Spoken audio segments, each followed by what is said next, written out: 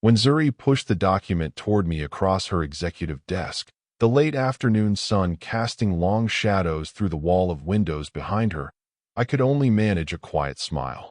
She explained with practiced patience how someone like me, living on consulting work and modest habits, couldn't possibly understand the vulnerability of a tech founder with real assets to protect. "I've worked too hard to let emotions compromise what I've built," she said, and the way she emphasized "I" felt like a door closing between us. But while she detailed contingency clauses and asset protection strategies with the fervor of someone defending a fortress, my mind kept circling back to a secret she couldn't imagine. What happens when the woman who built her identity on being self-made discovers her success was only possible because the man she's protecting herself from made a single phone call 3 years ago? Before we continue, make sure you're subscribed because you won't want to miss what happens when this truth detonates. Hit that like button if you're invested in Darius's story and drop a comment. What's the biggest secret someone kept from you that changed everything? Tell us where you're watching from: Los Angeles, New York, Miami, or maybe Dallas. Now, let's dive deeper into how we got here. Darius Jaheim sat in his Century City apartment, modest by the standards of the neighborhood that surrounded it, working through lines of code for a client whose software infrastructure needed quiet, competent repair. At 36, he had cultivated a life of deliberate simplicity. His wardrobe consisted of well-made basics purchased without logos. His car was reliable but forgettable. His consulting contracts paid enough to live comfortably without raising questions about wealth he never displayed. The hum of traffic from the street below provided a familiar soundtrack to his evening routine. Most mornings, Darius woke before dawn to run through Griffith Park, wearing shorts from Target and shoes he'd owned for 3 years. He bought his coffee from the same corner shop where the barista knew his order but not his last name. His apartment had good bones and better light, but nothing that screamed wealth. No art collection, no designer furniture, just clean lines and careful choices that suggested taste without excess. The Jaheim name meant something in Los Angeles, though most people didn't know it. His family's holdings stretched across the city like invisible roots: commercial real estate in downtown, residential developments in Culver City, silent partnerships in infrastructure projects that shaped the skyline. Old money that had learned generations ago that real power moved quietest. His grandfather had built the foundation. His father had expanded it. And Darius had walked away from all of it. Not out of rebellion, but necessity. He'd watched wealth corrupt too many relationships, seen how family money turned people into performers, always wondering if they were loved or leveraged. So at 25, he'd made a choice: live on what he earned, not what he inherited. Let people see his character before his portfolio. It was lonely sometimes, carrying a truth he couldn't share, but loneliness felt safer than being wanted for the wrong reasons. Zuri had seemed different at first. Ambitious, yes, but grounded. She talked about democratizing technology, about building something meaningful rather than just profitable. She'd been warm then, curious about his thoughts, interested in who he was rather than what he could provide. He'd fallen for her vision as much as for her, believing they were building something authentic together. He'd been wrong about that. Zuri Mason had clawed her way out of South Central with perfect grades and unshakable focus. Scholarship to USC, top of her class in neuroscience. A PhD proposal that made professors lean forward in their chairs. She had the kind of brilliance that didn't just solve problems, it reimagined what problems were worth solving. Avalon Dreams had started as her dissertation concept: AI algorithms that could interpret neural activity during REM sleep, translating the brain's electrical patterns into comprehensible data. Dream interpretation backed by hard science. The applications were staggering: mental health diagnostics, creativity enhancement, trauma processing. Investors had called it revolutionary. Zuri called it proof. Proof that she didn't need help, didn't need shortcuts, didn't need anyone's privilege or connections to build something extraordinary. Self-made wasn't just a descriptor for Zuri. It was identity, armor, religion. She wore it like a medal earned in combat, and maybe it was. Darius respected that hunger, understood the need to prove yourself on your own terms. But success had changed her in ways she didn't seem to notice. The woman who used to ask about his day now delivered monologues about quarterly projections. Date nights became networking events she'd forgotten to mention. Her language shifted subtly. We're building became I'm building. Our future became my trajectory. Darius had watched her pull away, degree by degree, until affection felt like something she scheduled between board meetings. Love hadn't disappeared exactly. It had just been reprioritized, filed under personal life, in a calendar dominated by valuations and venture capital rounds. He'd told himself it was temporary, that success required sacrifice. But sitting across from that prenup, he'd finally understood. Zuri had built something remarkable. She just hadn't left room in the blueprint for him. If you're already seeing red flags, hit that like button. Drop red flag or she's valid in the comments. Let's debate this. Now let's see where this secret investment comes from. 3 years earlier, Zuri had invited Darius to her cramped graduate research lab, eyes bright with exhaustion and excitement. She'd shown him the prototype, sensors connected to a sleeping volunteer, algorithms translating brainwave patterns into visual representations on a monitor. Crude, imperfect, but undeniably brilliant. This could change everything, she'd whispered, and he believed her. 2 weeks later, she'd mentioned funding problems. Her grants had dried up. Traditional investors didn't understand the science. She'd need at least $2 million to build a working product, and every door she knocked on stayed closed. Darius had watched her confidence crack, just slightly, and made a decision. He'd called his father's attorney, routed the investment through Jahim Family Trust, then through Aurora Capital Ventures, then through 2 more shell entities until the paper trail became a maze. The terms were simple: complete anonymity, zero interference, no board seat, no credit. Just capital when she needed it most, delivered through channels that looked like sophisticated venture funding. The attorney had asked why. Darius hadn't had a good answer then, and he still didn't. Maybe he'd wanted to protect what they had, a relationship built on who they were, not what he could provide. Maybe he'd been afraid of becoming just another rich guy solving problems with money, watching her gratitude curdle into resentment or obligation. So he'd loved her the only way he knew how that felt: honest, by believing in her vision enough to fund it, then stepping back and letting her believe she'd done it alone. He'd thought that was noble. Now, staring at her prenup, he understood it had only been cowardice dressed up as sacrifice. Darius set the pen down without signing. "I can't do this, Zuri." The words hung in the air between them, simple and final. Zuri's expression shifted from confident to confused to something harder. "What do you mean you can't?" "I mean I won't sign a document that treats our marriage like a corporate liability." He kept his voice steady, reasonable. "If you need this level of protection from me, maybe we shouldn't be getting married at all."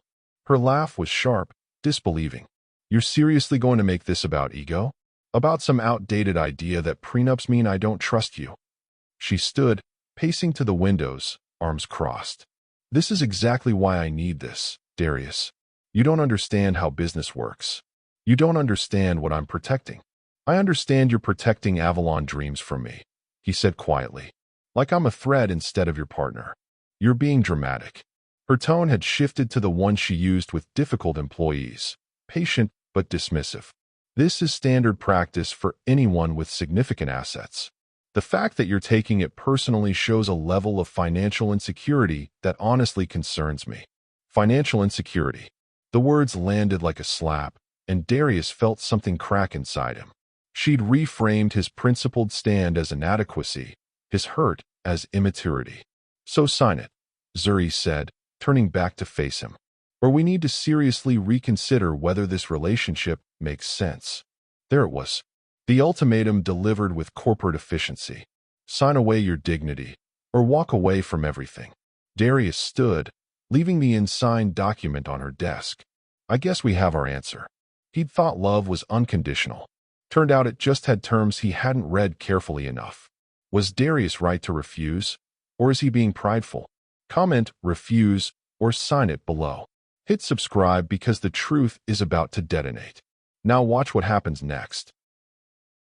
Darius spent the next 2 days in his apartment, laptop open, tracing the digital architecture of Avalon Dream's capital structure. He'd built the maze himself 3 years ago, but he'd never walked back through it. Now he followed each corporate entity, each shell company, each carefully constructed layer of anonymity until the picture crystallized. Aurora Capital Ventures owned 60% of Avalon Dreams. Aurora was wholly owned by Jahim Family Trust. And according to the trust documents, any material change in the beneficiary's personal circumstances, including marriage or divorce, triggered a mandatory governance review.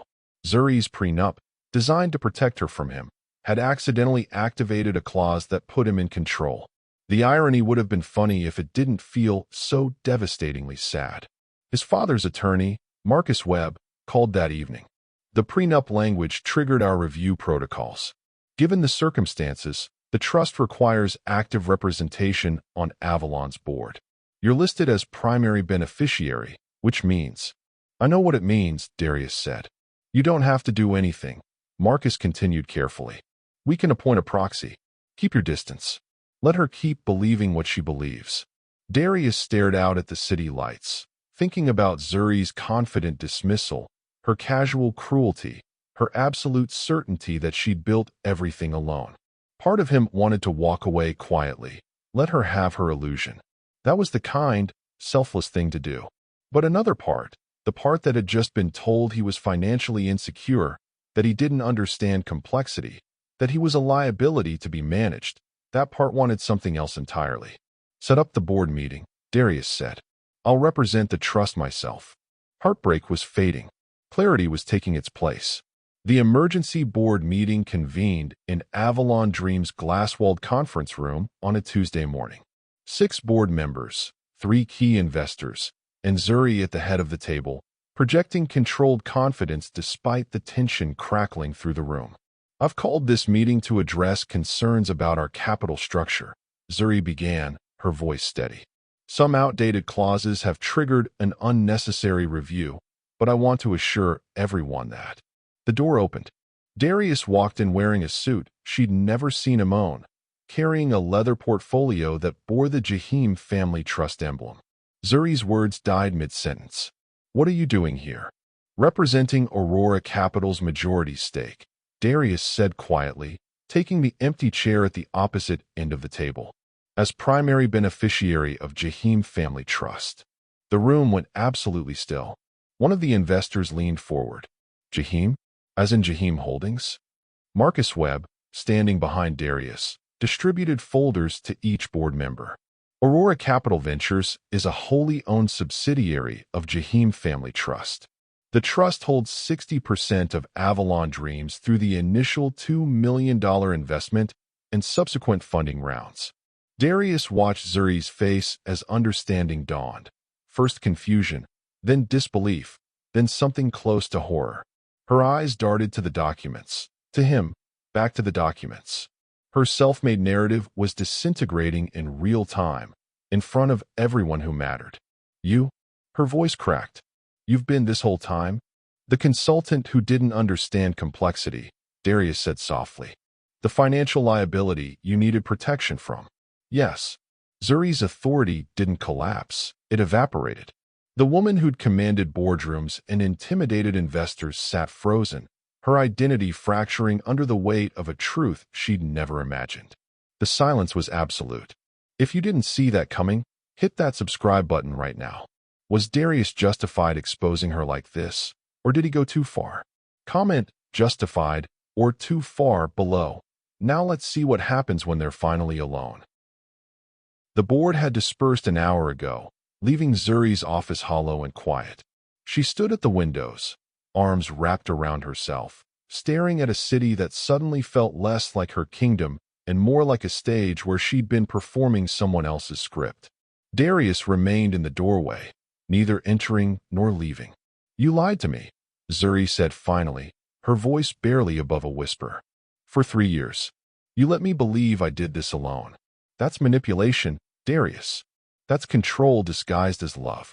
I gave you what you wanted, he replied, and there was no anger in his tone, just exhaustion. A chance to build something without anyone's help, without being someone's girlfriend or someone's investment. You gotta be self-made, Zuri. I just paid for the privilege of watching. She turned to face him, tears tracking mascara down her cheeks. You should have told me. And you should have loved me without a prenup. His voice cracked slightly. Without clauses protecting you from the man you were supposed to marry. Without treating me like I was too simple to understand your complicated world. The truth hung between them. Both had failed. He'd hidden himself out of fear. She'd dismissed him out of arrogance. Love had required vulnerability neither of them could offer. I did love you, Zuri whispered. Past tense, Darius noted quietly. Yeah, I loved you too. They stood in the fading afternoon light, two people who'd wanted different things from the same relationship. Her ambition had needed validation more than partnership. His humility had needed recognition more than anonymity. Some forces couldn't coexist. They'd just learned that the hard way. Darius signed the dissolution papers in Marcus Webb's office 3 days later. He transferred his trust's majority stake to a neutral investment firm with instructions to support Zuri's vision without interference. Avalon Dreams would survive. It would even thrive, probably, just without him anywhere near it. You're walking away from a $9 million company, Marcus said, though his tone suggested he'd expected exactly this. I'm walking away from a mistake, Darius corrected. I thought hiding myself would prove love was real. Turns out it just proved I was afraid of being seen. Zuri would have to rebuild now. Not her company, but her understanding of how she'd built it. The self-made narrative had been an illusion, but maybe that didn't make her accomplishments less real. She'd still been brilliant, still visionary. She'd just had help she hadn't known to be grateful for. Darius returned to his modest apartment, his anonymous routines, his carefully constructed invisibility. But something had shifted. He wasn't hiding anymore. He was choosing. There was a difference between self-erasure and self-awareness, between testing love and sabotaging it. He'd wanted someone to love him despite his wealth. Zuri had wanted someone to love her because of her success. Neither had left room for the messy, complicated truth that people are both their achievements and their vulnerabilities. The question that haunted him wasn't whether she'd ever loved him. It was whether love could ever survive the revelation of power, or if some truths arrived too late to matter. Maybe next time, he'd try honesty first. Maybe next time, there'd be someone brave enough to handle it. So what do you think? Was their love ever real? Drop your honest take in the comments. If this story hits you, subscribe for more. Tell us where you're watching from, and thanks for being here. See you next time.